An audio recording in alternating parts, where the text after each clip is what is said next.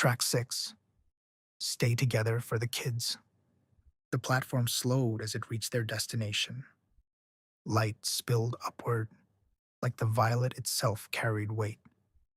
Rows of children waited below with a glistening variety of wristband lights, numbers stitched neatly on their left sleeve, standing in small clusters across the polished glass floor. All wore the same white kits, trimmed in violet, and each bore a green leaf over their heart, the mark of a senior sprout. The ones whose internships began today? Bianca stared. My class, she said, breathless, her new orange light pulsing faintly at her wrist. The doors slid open, and she bolted forward. Across the room, Rihanna paused near a huddle of other recruiters. They were older, every one of them, their suits more worn at the seams, their pins dulled with years of service, various colored lights on their wrists, a mix of green, orange, and red. Their voices were low, too low, until Rihanna approached. They stopped talking immediately. Smiles appeared too quickly. One recruiter tilted her head. Another cleared his throat. Well, one with an orange light said lightly, look who's already made an impression. Rihanna's smile didn't falter, but her shoulders tightened just enough to notice. She nodded once, polite, professional, then stepped away. Behind her, the conversation resumed in quieter tones. Bianca didn't see any of it. Her friends had turned at the sound of her steps and broke into grins. Bianca! Finally. Oh, my curator. You have orange already. They swarmed her with hugs and laughter, fingers brushing her wrist, voices tumbling over one another with congratulations. Too fast, too cheerful, like they were racing something just beneath the surface. These were the children she'd grown beside since the Roots nursery corridors, the ones who shared her hymns, her lessons, her ration rewards, her whispered dreams of division placement. For a moment, the space between them felt like home, simple, warm, alive. So, one of them said casually, an orange light glowing at her wrist. How was the walk down? Bianca blinked. What do you mean? The walk from your unit, another added quickly, smiling. With your recruiter. And the questions, someone else chimed in, tone light. Did she ask about your unit? Bianca laughed once, unsure. What are you all talking about? The group exchanged glances. Not worried, not secretive, familiar. Then laughter, gentle, knowing, almost practiced. Oh, Bianca, one of them said, nudging her shoulder. You didn't know? Know what? She asked, cheeks warming. The curator's interview, a boy with a red light said easily, like it was obvious. That was it. Her smile faltered. That was what? Rihanna returned just in time to hear it. She stopped beside Bianca, hands folded neatly in front of her. The tour, Rihanna said pleasantly. The time we spent together from your family unit to this room. That was your curator's interview. Bianca stared at her. That was an interview? A ripple of soft giggles moved through the group. Not cruel, not mocking, reassuring. They never tell you, someone said with a shrug. It's better if it doesn't feel like anything. Yeah, another added. If you think about it too much, it'll just get weird. Bianca looked around at her friends. You all knew? We figured it out after, one said quickly. Same as you, another added. Everyone goes through it. Yeah, someone said, laughing lightly. No one gets a warning. That's kind of the point. Rihanna stepped in smoothly. The curator prefers children not feel examined, she said gently. It helps keep your voices steady, your minds open. Bianca swallowed. So, did I do okay? Rihanna adjusted her glasses, tone careful and official. It wouldn't be appropriate to discuss results just yet. Rihanna played coy. Then, just for Bianca, the corner of her mouth softened. But let's just say, she added quietly, I'm eager to see your future. Bianca smiled as they pulled her back into their circle. She told herself the warmth was relief. She told herself the laughter meant safety. She told herself she was home. Rihanna clapped her hands once. The laughter stilled. Well done. Welcome to your internship, she said warmly. Each of you has now completed your reaffirming therapy. You've proven your voice is steady and your mind's in harmony with Frey. The children were overjoyed. But we have one last assignment for you, said Rihanna. The children went silent and side-eyed one another. She let the words settle. Today marks the beginning of your performance journey, one led personally by our director. A murmur rippled through the room. Bianca leaned toward her friends. Do you know anything about him? He's a drafter, someone whispered. The directors are always drafters, another said, like it was obvious. Rihanna raised a hand, and the sound faded. She guided them through a short corridor that opened into a small amphitheater of white stone. The seats curved around a single screen at the center. The air smelled sharp and clean, almost metallic. Please, Rihanna said, gesturing. Take your places. The children shuffled in, buzzing softly. I'm gonna be a flyer, a boy said, puffing out his chest. Win fast. Get out early. Ranger? Another countered. That's where fear goes to die. Drafters? Someone added, with a small, knowing smile. They don't need to prove anything. Bianca smiled. That's what my Uncle Joel says. But your uncle just placed in Q1, a girl said. That's my other uncle, Bianca said quickly. Jet's the flyer, Joel's the drafter.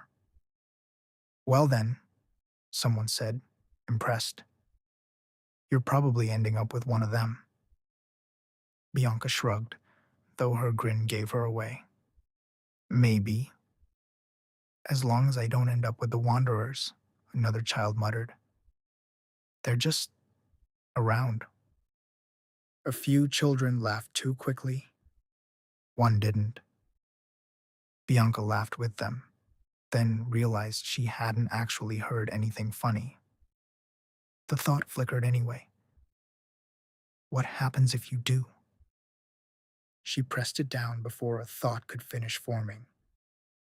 The senior sprouts didn't bring them up again. The noise started to build again until Rihanna's voice cut gently through it. Eyes forward. The children's backs straightened. The lights dimmed. Then Rihanna's voice softened to a whisper. Senior Sprouts of Eden, she said. Are we ready to begin? The class rose in unison, hands folded behind their backs, eyes to the screen. In bloom, they said together. Forever rooted, Rihanna replied. The sound filled the chamber like a hymn. Then the curator's crest appeared on an old TV on a large rolling cart. A white flower with 14 petals unfolding over a horizon of silver light. The petals opened slowly, glowing from within, as soft orchestral tones swelled. Beneath the emblem, golden letters pulsed. Director Diamond. The last assignment for the senior Sprouts of Eden. The crest faded to reveal the director, seated behind his desk. The office around him was immaculate. His expression was kind, measured, paternal. My dearest senior Sprouts, he began, voice smooth and steady. I am your director, steward of your current light cycle and keeper of Eden. The senior Sprouts clapped. He smiled faintly, hands folded atop the desk. You will perform well. You will preserve faithfully. And soon, you will step into your divisions to carry that duty forward. But before you do, your last assignment is a choice. The children looked at one another, then back to the screen.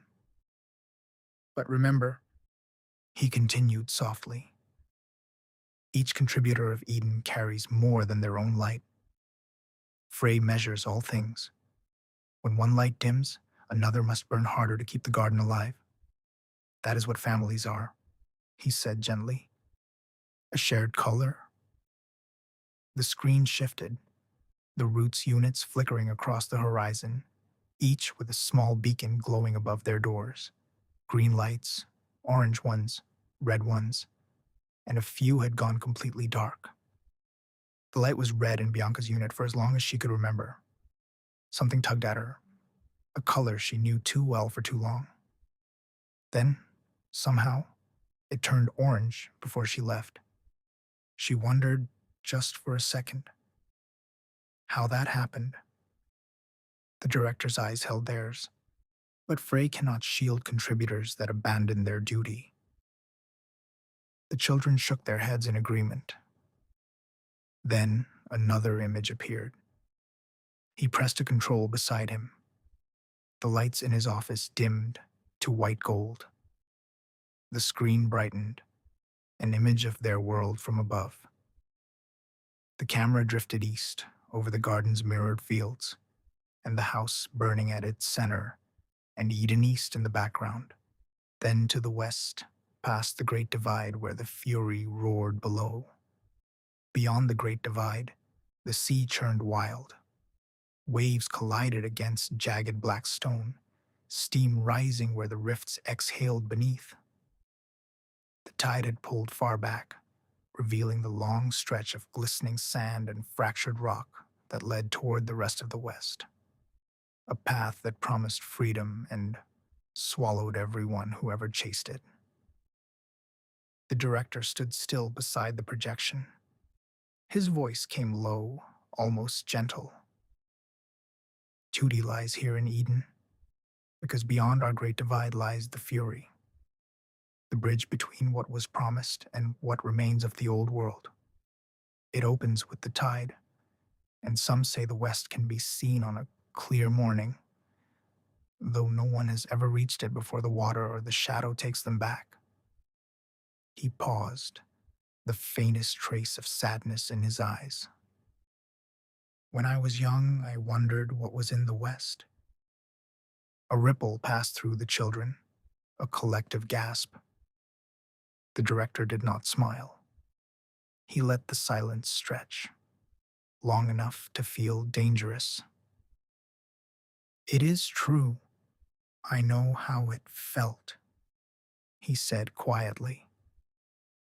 To want to follow the voice that calls to you, to believe you don't need to stay.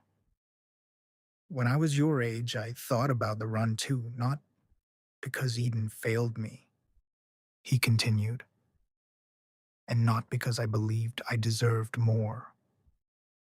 But I thought about it because the shadow spoke to me once, as it speaks to you now. The children looked at one another, then back to the screen. He turned toward the projection again, the fury rolling beneath them. It speaks to you in times of uncertainty. His voice remained calm, instructional. You mistake it for longing. You are not actually considering leaving. You know this to be true, because what speaks to you is not truth. He looked back at them. It is like a siren that is slowly seducing you to your death. A few of the children swallowed. The shadow plants these songs in your head. It calls to you. It tells you that there is something wrong with your world, that this is not enough. He lifted his arms up to his sides. That safety is lifeless. That endurance is weakness. His eyes softened, almost sympathetic. This voice sounds sweet. It sounds reasonable. It sounds like you. The fury hissed on the screen. But this voice is not yours. He stepped forward. In Eden, we call it fear, but it is not your fear. It is something that lives inside your darkest desires. You may hear it even now. The room was completely still. When it speaks to you, it comes across in many ways. In your doubts, in your restlessness, with the thought that you ask yourself every day, is everyone else living the same nightmare I am, or am I the only one going through this? His gaze moved slowly across the room, because the answer to that question is no. Not everyone hears this message. It comes to the ones who allow fear to lead them. But the message is clear. He walked over to his window and looked out. It says you can make it. And once you start believing that, it has already consumed you. He straightened, voice firm again. Because we are supposed to be the last that listened. The curator saved us from a world that forgot how to keep the light on. Why else would you want to abandon a refuge that endures with you? That feeds you? That keeps you safe? That has kept the light on? He spread his hands slightly. You wouldn't. That's why. That is your fear lying to you.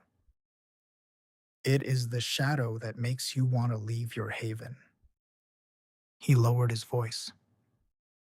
But you do not have to face this nightmare alone. The root units glowed faintly on the screen. You have your future contributors. You have your families. You have me.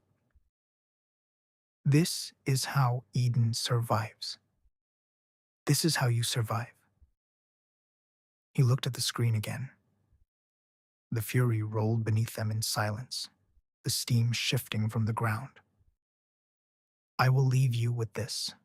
Potential contributors, the old world is gone. The West bears no hope. What's left beyond our refuge belongs to the shadow. This is why the curator built Eden, to keep the last of the chosen safe until the earth knows balance again.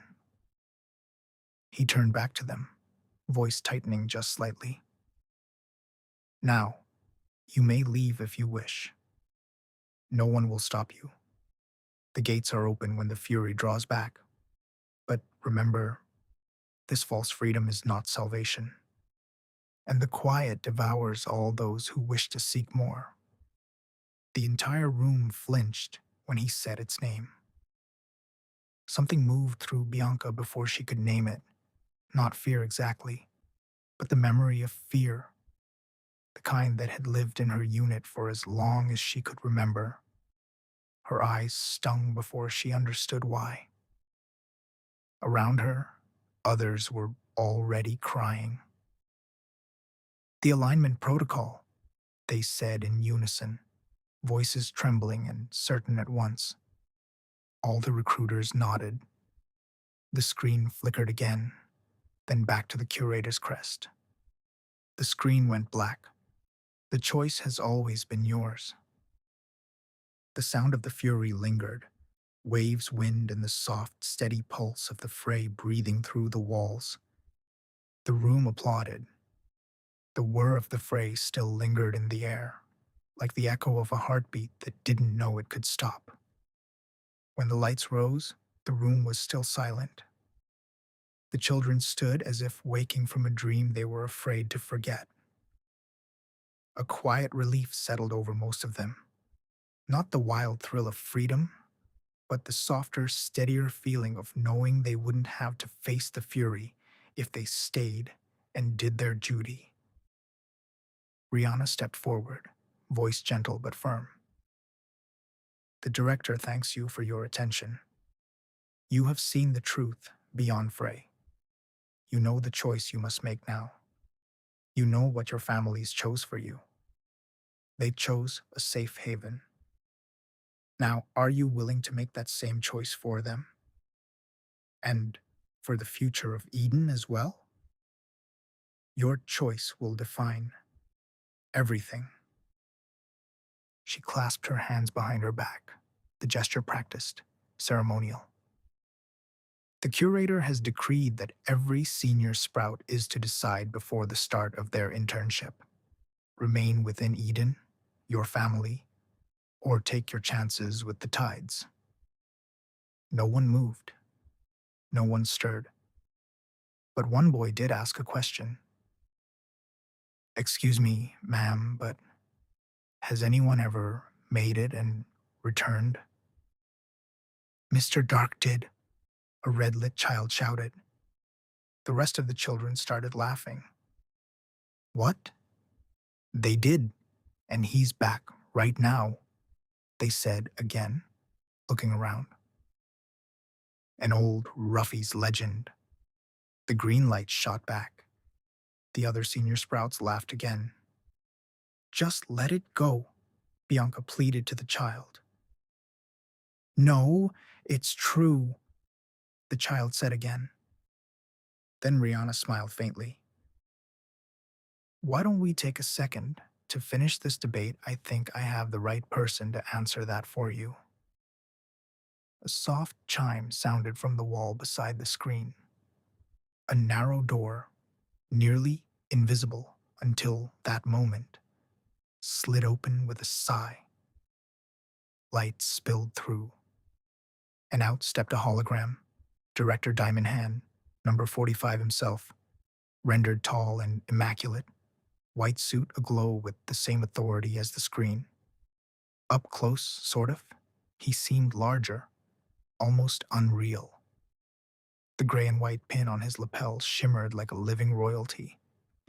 The legend, Air, was also with him as a hologram, the red-lit winner of the previous crucible, still wearing his red and black uniform, trimmed with 4 silver laurels. He stood tall next to the director. The children's jaws dropped. They shouted their names. One dropped to a knee before realizing everyone else had already done the same. The director lifted a hand, palm open, calm. Please, he said, stand. His voice carried warmth that filled the room without force. He walked among them slowly, each step measured, his smile never fading.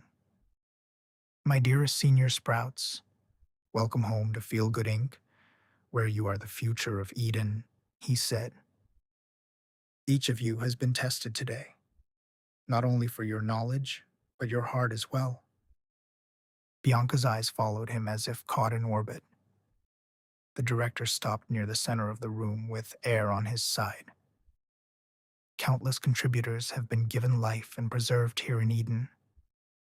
This is our way, our fragility. He let the words breathe. Eden has stood the test of time. Here we have order. Here we have efficiency. Here we have life. He turned to face them fully, hands clasped behind him. You asked if anyone has ever made it, if someone decided to leave. Leaving Eden is your choice. It always has been. So yes, you may run away from the curator's light and see where the current takes you.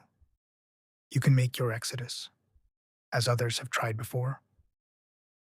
He leaned forward slightly. But if you leave, your chances of making it are, unfortunately, fruitless. No one can remember a time when a contributor of Eden has made it across without being taken by either shadow or tide, let alone returning home. And remember, he continued, I once wore the same kits you have on now. I made the same choice. The green light's eyes opened wide. As did Air. He gestured toward his guest, who smiled, gave a thumbs up, and said, Just do it. The other children were silently ecstatic. Then the children looked to one another, their earlier awe shifting into conviction. So, future contributors, what do you say? Then, softly, the first voice spoke. For Eden. Another followed, slower, uncertain. A third joined, sealing the rhythm. The sound hung there, 3 voices layered into one answer. It was enough. The rest of the room stayed silent, but their stillness agreed. The director smiled, eyes shining. Then say it with me, he said. I make my decision again, here and now with you, to stay and preserve humanity. Let us remain in Eden, together. Rihanna raised her hand, and together the room stood and began the familiar cadence. In Eden, the director began. In Eden, we perform. In Eden, we preserve. In Eden, we survive the shadow. The chant filled the room. Even air joined in, until the walls themselves seemed to sing with it. The director looked out across the rows of young faces, pride soft in his eyes. The curator smiles upon us, he said quietly. You have chosen well. Now, he said, turning to Bianca with the smallest nod, let us begin your journey. The director turned to Rihanna, straight-faced. Rihanna bowed her head. Recruiter? Yes, director. You look radiant today. Thank you, sir. It is time to show these senior sprouts what they receive for making the right choice. He gestured toward the sprout with the number 13 on her sleeve. His eyes lingered longer than expected. Rihanna walked over to Bianca, who was standing with her friends, her hair twirling in her hand. I have something for you, Rihanna said. Then she revealed an internship kit from behind her back. Congratulations, higher class of 18, she said, with a smile. The room erupted into a frenzy. The children ravaged through the bins, pulling out brown and white kits trimmed with gold. Bianca smiled as her friends pulled her back into their circle. She told herself the warmth was relief. She told herself the laughter meant safety. She told herself she was home. Then Rihanna gestured toward the white-lit platform, waiting near the rear of the chamber. Press the final button, the white one, and you'll begin your internship at the house tomorrow. Take the path the platform leads you to and walk the corridor until you reach another platform that will take you to the center courtyard of the house. Your team lead will meet you there to take you to your quarters. You'll be starting Q1 with the Flyers and your Uncle Jed. But what about you? Asked Bianca, concerned. Oh, don't worry about me. This pathway is only meant for sprouts. I'm looking forward to a nice stroll through the garden. Good thing I have this one to protect me. Rihanna gestured to her keeper. Bianca looked at her and smiled. She couldn't believe the director knew who her uncle was. She couldn't believe how nice Rihanna was either. She looked back once at the director and then to Rihanna. They smiled back, patient and certain. Her hand stopped twirling her hair. The thought of the habit seemed to whisk away as she pressed the white circle with pride. The platform began to descend, the chant still echoing around her. In Eden, we preserve. In Eden, we perform. In Eden, we survive the shadow. The sound rose like a wave with her heartbeat as the violet walls gave way to light, and the chant rose with her until she couldn't tell where it ended and she began.